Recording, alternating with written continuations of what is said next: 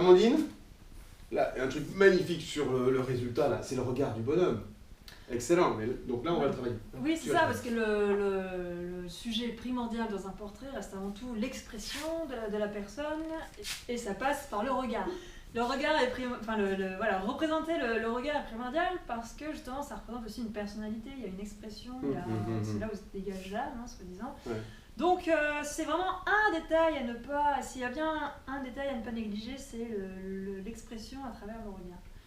Donc après voilà, tout dépend du soin qu'on y attache et ça peut être pas forcément aussi précis, aussi détaillé que certains grands maîtres l'ont fait, mais voilà, au moins en tout cas arriver à capter l'essentiel, c'est ça le secret. Et là, j'ai demandé à Amandine de faire un gros plan, pas avec la caméra, mais avec son art, avec sa technique, de faire un focus sur le regard, et c'est ça qu'on va voir ensemble maintenant. On y va.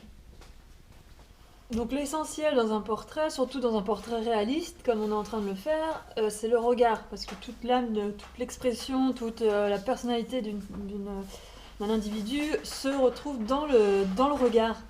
Donc c'est vraiment l'élément essentiel à ne pas rater et surtout à ne pas négliger. Donc là, pour le bien de cette explication, on a fait un gros plan sur le regard. Donc voilà, on a agrandi les yeux. Justement pour voir comment on travaille ça et voilà, comment mettre tout ça en avant. On va représenter déjà la chair hein, de manière très brouillonne, on va dire, simplement pour avoir une base. Voilà, que pour réaliser une teinte chair, c'est du blanc, du jaune, du rouge et une pointe de bleu, mais selon la luminosité de la peau, hein, que ce soit une peau blanche ou une peau plus foncée, il va falloir adapter les couleurs. Donc par exemple ici pour une peau plus claire, on va prendre du jaune de cadmium, du rouge de cadmium, mais pour les peaux plus foncées, on va privilégier l'ocre jaune d'éther, l'ocre rouge aussi. Voilà, donc c'est vraiment adapté et selon toutes les proportions utilisées, les proportions qu'on va exploiter, on va obtenir donc des nuances différentes.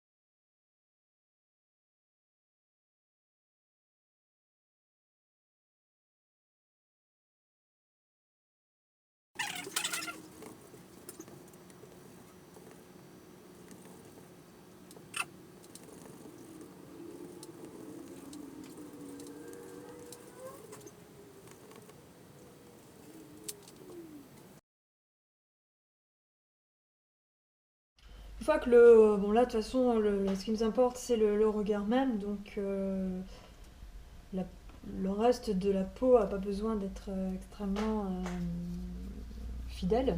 Pour ça, en fait déjà l'important c'est d'avoir un bon dessin puisque l'œil, la forme est importante.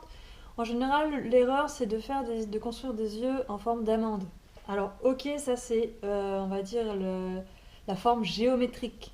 Si on résume ça à une simple forme géométrique, ok, mais par contre non, parce que en anatomie il y a quand même une formation, il y a des paupières, là par exemple c'est un monsieur qui est âgé, enfin relativement âgé, donc il y a les paupières qui sont légèrement tombantes, ce qui fait qu'on a un arrondi sur le dessus. Après on a forcément le creux de l'œil il y a les lacrymales, donc forcément on a aussi un petit coin de l'œil là qui est rouge et ouvert. Voilà, les paupières sont pas forcément toujours arrondies, surtout qu'il faut prendre en compte l'angle de vue aussi. Donc déjà, la forme est importante. Ensuite, ce sont les nuances. Par exemple, le blanc n'est jamais vraiment blanc. Enfin, le blanc de l'œil n'est jamais vraiment blanc. Il est toujours teinté de... Comme le blanc dans tous les sujets, il est forcément teinté des couleurs de la lumière et des couleurs environnantes. Donc là, par exemple, on a un blanc qui est légèrement beige rosé.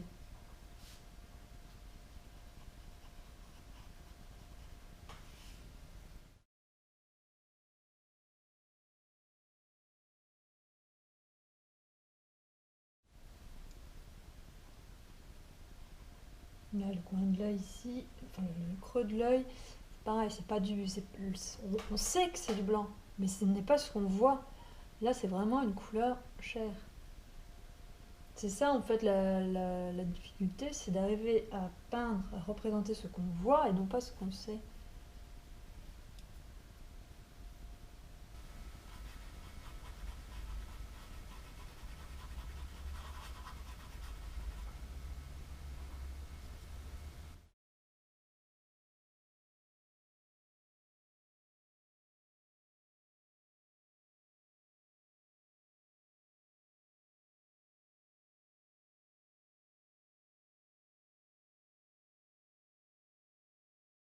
Et comme c'est un peu comme le travail de modelage ou de sculpture, on pose déjà les formes, on essaye de dégorger un maximum, de préciser au fur et à mesure. Donc là, par exemple, avant d'attaquer les petits détails de l'œil gauche, comme font souvent la plupart des gens, on s'attaque dans un coin et puis on essaye de préciser au maximum. Alors effectivement, c'est pas mauvais de faire ça, mais c'est mieux conseillé de faire déjà la globalité et de venir détailler au fur et à mesure. Parce que si jamais il y a une erreur, ça veut dire qu'il va falloir tout modifier. Là, voilà, là par exemple, ici, on va déjà apposer les sourcils et les yeux parce qu'on est dans une teinte très foncée. Déjà, le fait de créer des contrastes, on va venir créer du relief.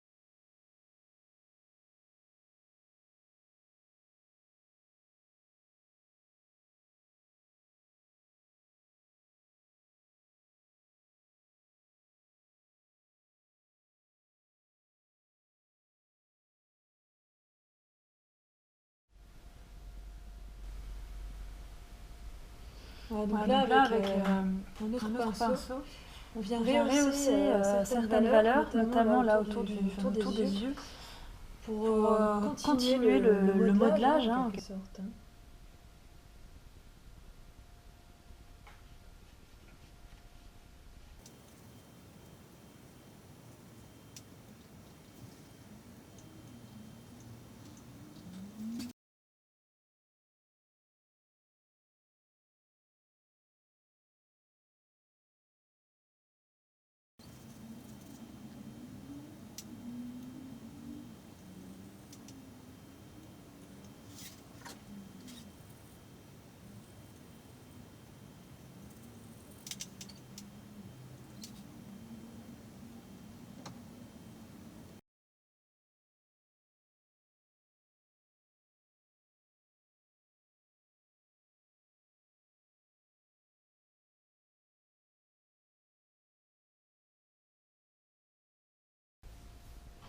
Ça, c'est un travail ici de patience et d'observation, de précision. Car plus on va affiner, finalement, si on en revient toujours à la métaphore, à la comparaison avec la sculpture, plus on va affiner notre bloc de pierre, plus on va avoir un travail précis et magnifié, hein, quelque part.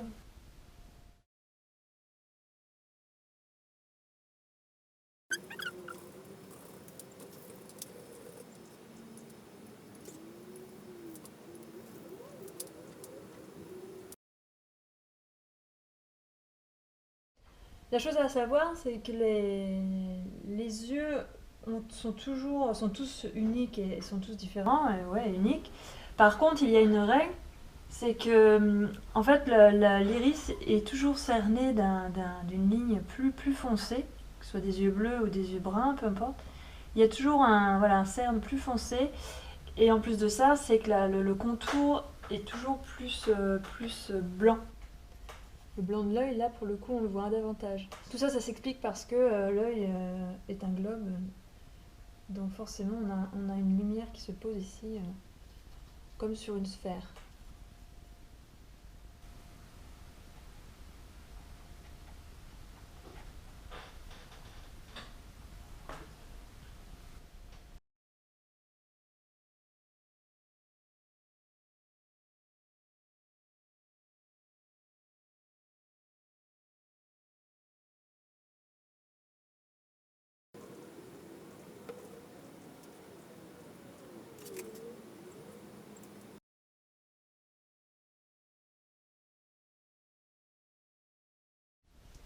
Donc là, les couleurs que je pose, que j'applique, c'est comme pour l'œil gauche, hein, l'œil précédent.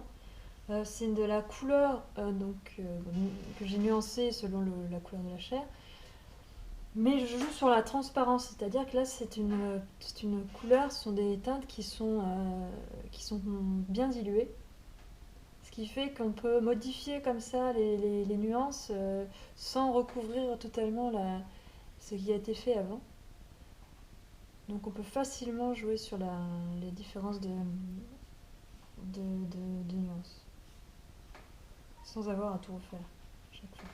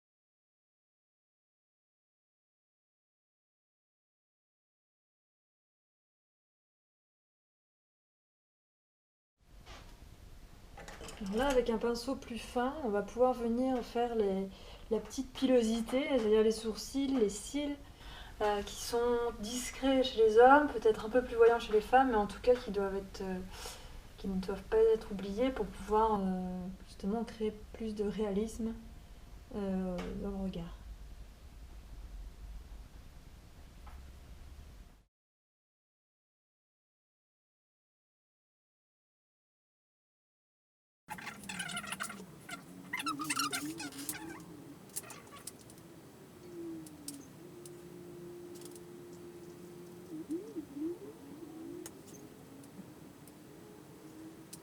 Alors pour ça, hein, évidemment, on ne s'amuse pas à représenter chaque poil que l'on peut voir. Ce serait une perte de temps et surtout ça risque de... Enfin, après, bon, sauf si on veut faire de l'hyper-réalisme, mais là en soi, c'est pas vraiment ça qu'on cherche. Donc c'est plus suggéré. C'est-à-dire on va représenter donc les zones d'ombre et de lumière et ensuite on va revenir avec certaines couleurs, certaines nuances pour représenter, accentuer cette mise en lumière. Là par exemple, voilà, on avait fait la zone dans ce brun violacé. Là je suis revenue avec du noir pour tracer quelques, quelques poils sombres. Et là voilà, je reviens pour les sourcils, sur les sourcils avec plus de lumière.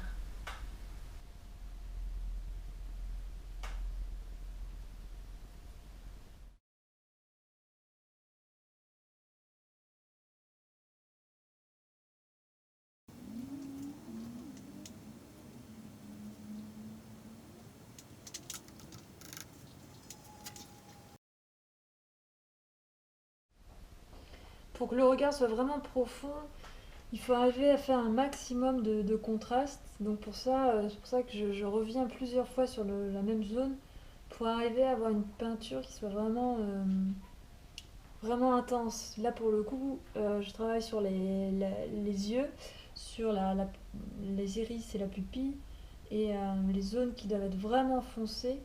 Je reviens avec du noir là, vraiment pur pour pouvoir créer ce contraste-là qui va au fur et à mesure, en tout cas qui va te donner une profondeur.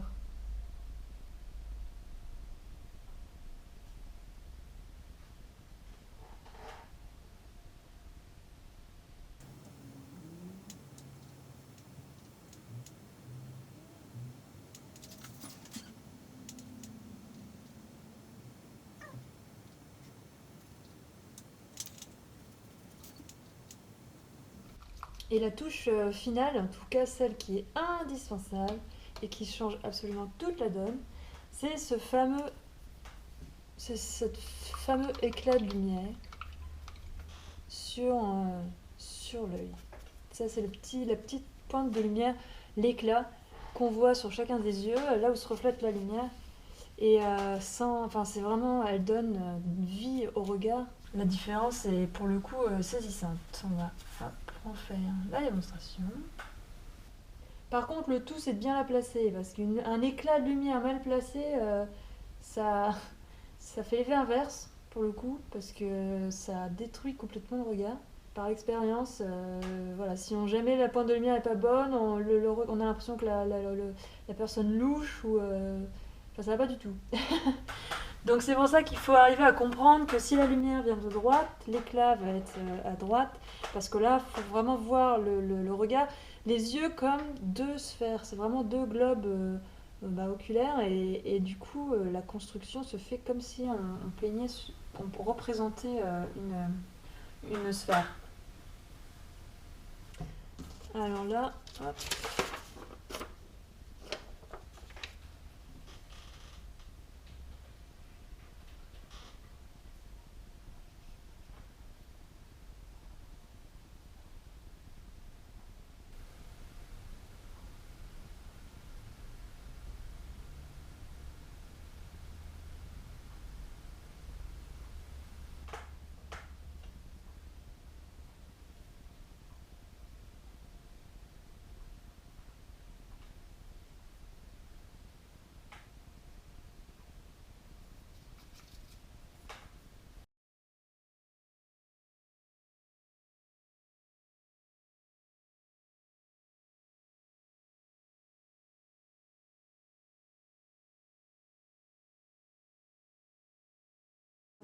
On vient de voir le processus de réalisation d'un regard. Maintenant, on va le mettre en application sur notre tableau.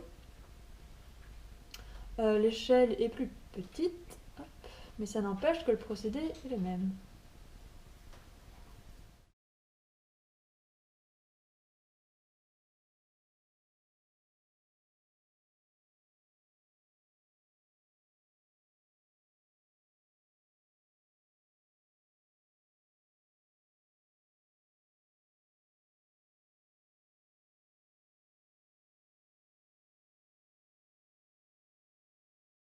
Bon, alors là, j'ai oublié une couleur, donc on la rajoute. Hop. C'était l'ocre jaune.